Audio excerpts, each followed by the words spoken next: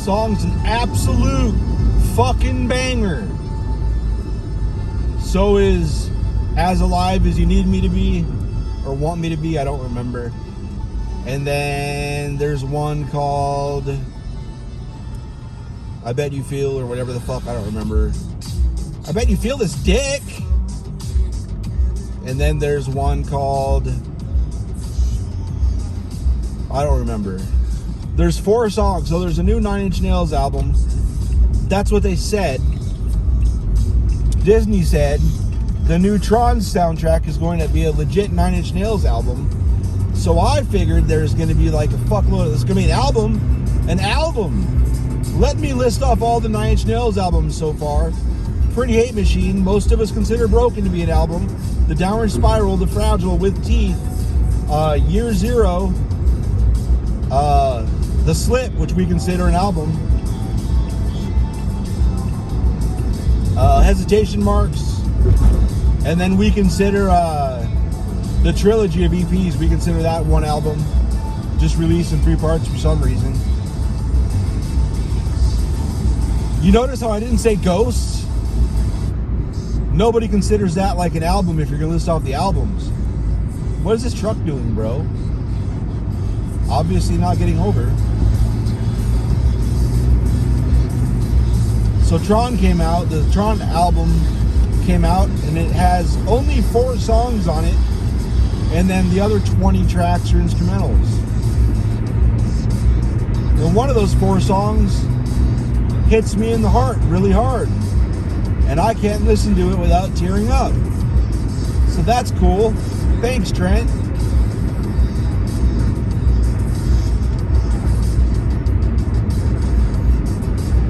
So there's that. We got to see 9 Inch Nails again on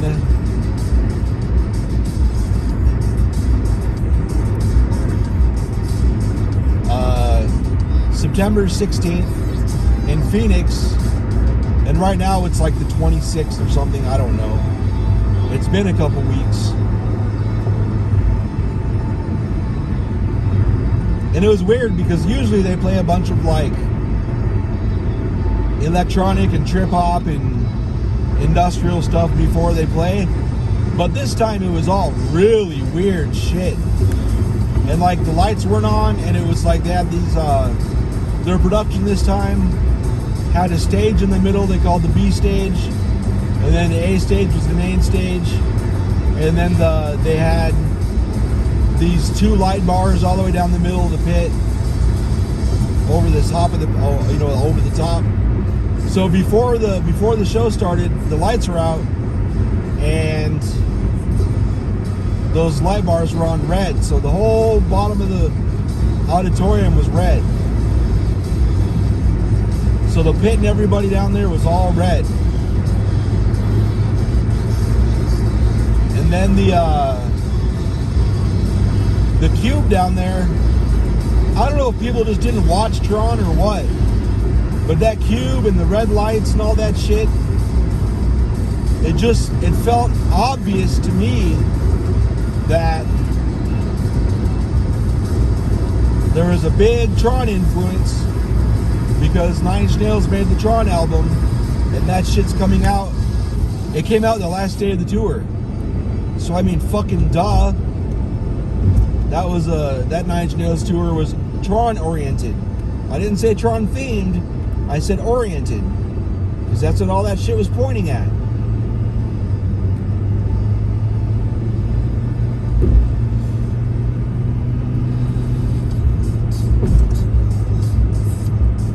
But apparently a lot of 9 Inch Nails fans argued with me about it.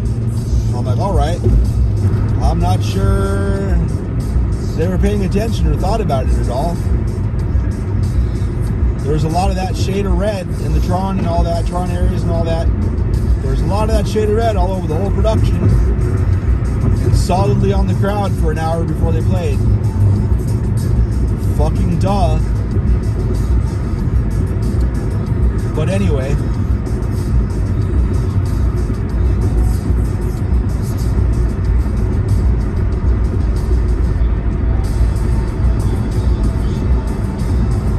I don't want to listen to my own shit. So we'll see what happens if this gets... I don't expect to be monetized. I don't care if all the monetization goes to 9 Inch Nails. That's fine. I love 9 Inch Nails. Nobody watches these anyway, thankfully. I need a drink before I die.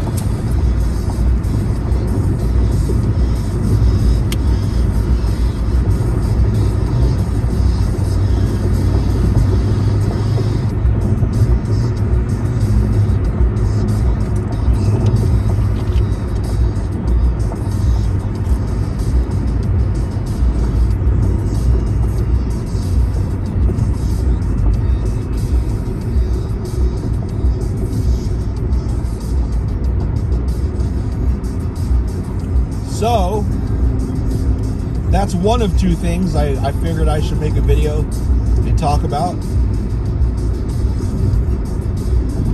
Anger that they called this a 9 Inch Nails album and it was fucking instrumental.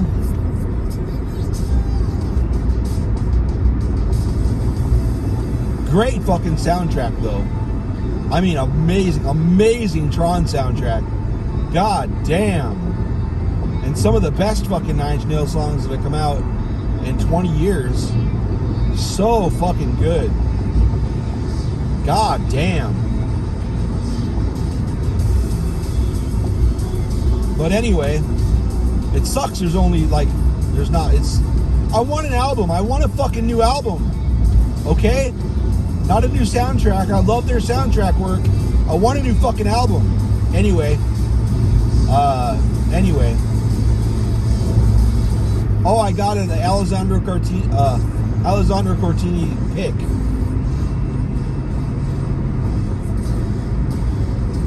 I think one of his roadies were waiting for us and gave it to us. Because the story we were told, this guy was standing down there just watching people come down the elevator, and then he saw us and he locked onto us. Because there were kids around us before and after us. So he saw us and locked onto us and was like, hey, I want to do something nice for your kid. And I was like, okay.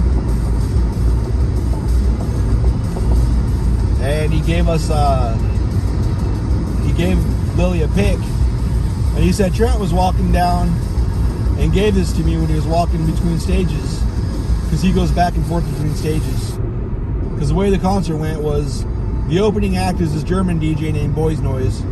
And then he plays, and then immediately at one of the crescendos of his songs, the lights drop and the curtain falls on the B stage, and Trent's sitting there with his piano, blah blah blah, and then it goes from there, and then they go to the A stage, back to the B stage, and then back to the A stage.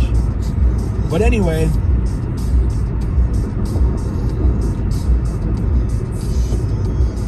so they gave her the guitar pick, and then watching videos,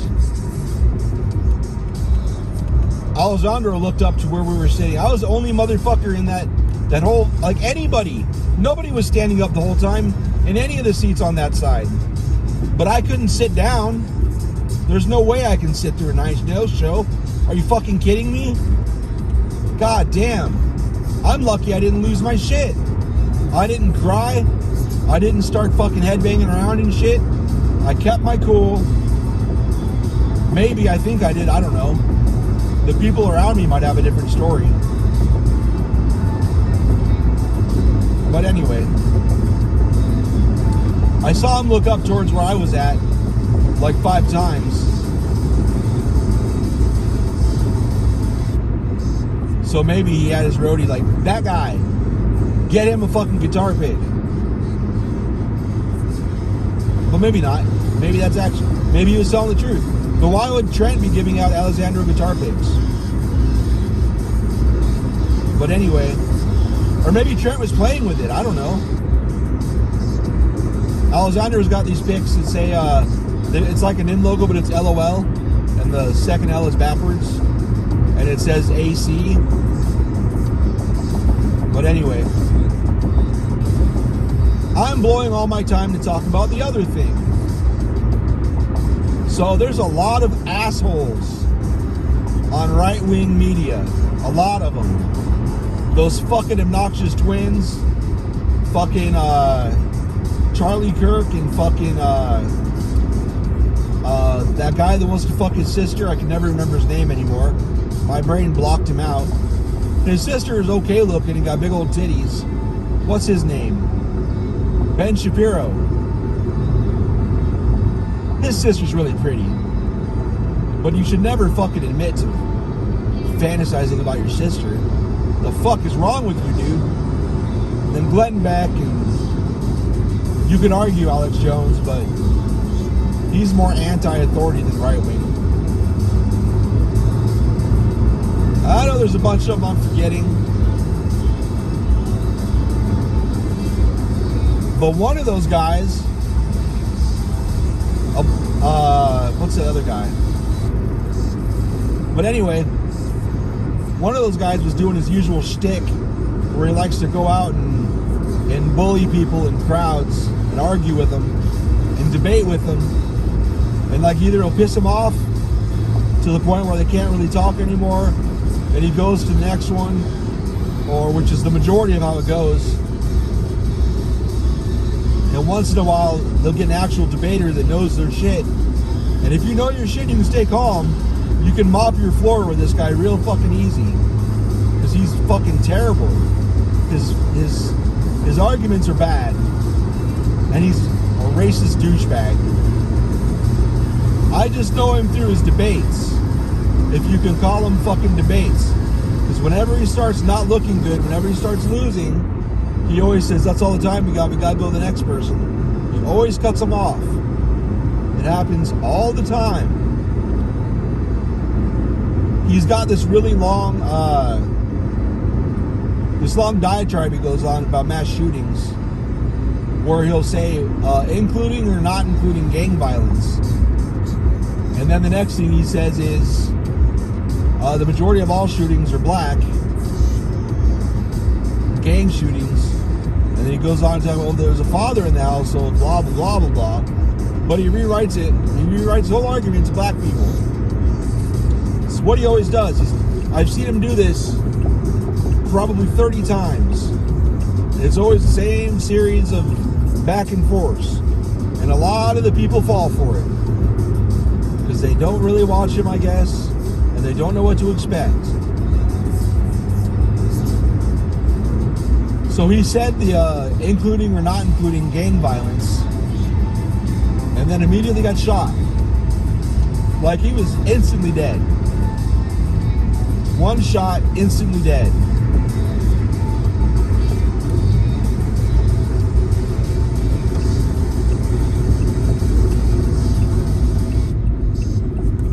And like I didn't celebrate, like I wasn't happy he died, but I thought the fact that his last words were the start of a racist diatribe, I think that's funny.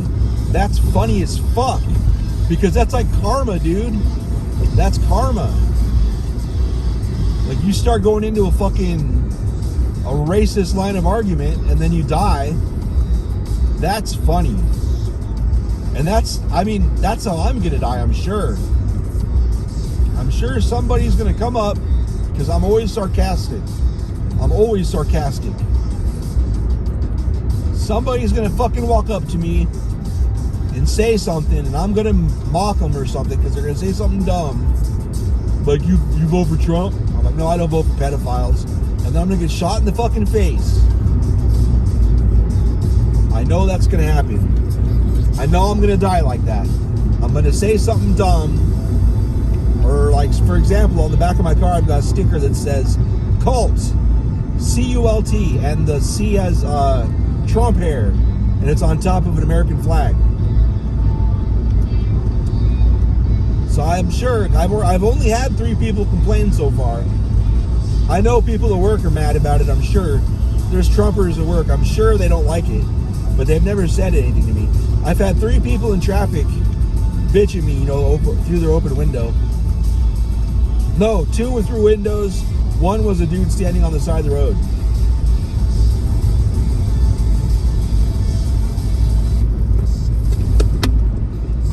And every single time I was like, oh, the fuck your feelings crowd shit, I was getting mad over a sticker.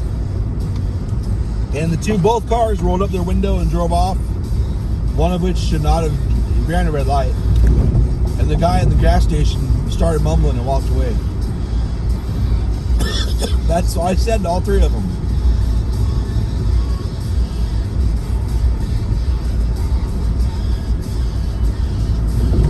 So it's going to be something like that. And then I'm going to get shot and killed right there.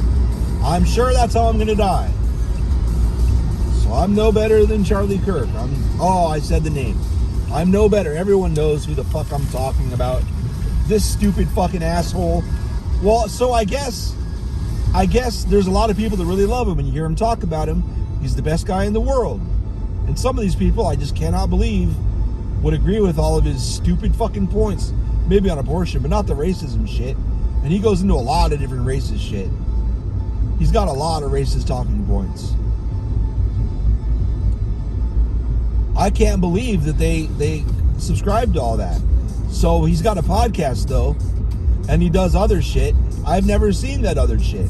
I've only seen the quote debates, and when he's quote debating somebody on a podcast. That's all I've seen. So all I know is how he disingenuously debates. That's all I know. So maybe if you're only exposed to him through his podcast or whatever, maybe he comes off as a great guy. But I've never seen that. I've only seen the douchebag side of him. So maybe it makes sense for both perspectives. I don't fucking know. So anyway, bye.